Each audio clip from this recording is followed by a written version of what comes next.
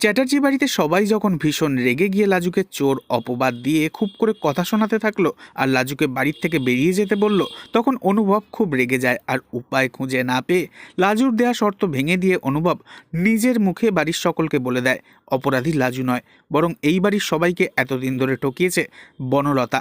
একথা শুনে বাড়ির সবাই আকাশ থেকে পড়ে।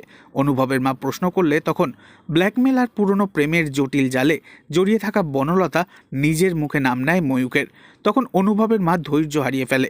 বনলতার ওপর ভীষণ রেগে গিয়ে সে তার ছেলের জীবনটাকে সুন্দর করতে তৎক্ষণাৎ বনলতাকে হাত ধরে বাড়ির থেকে বাইরে বের করে দেওয়ার সিদ্ধান্ত নেয়। এই দৃশ্য দেখে তো লাজু একেবারে স্তম্ভিত হয়ে যায়। লাজু মনে মনে বলে, কিটকেল এটা কী করলো বাড়ির সবার সামনে? কিটকেলকে যে আমি মানা করেছিলাম, আমার দেওয়া শর্ত ভেঙে দিল। যেই ভয়টা পাচ্ছিলাম সেটাই হয়ে গেল। লাজু কি তবে এবার বনলতাকে সাহায্য করে সবার চোখে মহান হয়ে উঠবে? আগামী পর্বের আপডেট পেতে এক্ষুনি সাবস্ক্রাইব করে আমাদের সাথেই থাকুন। ধন্যবাদ।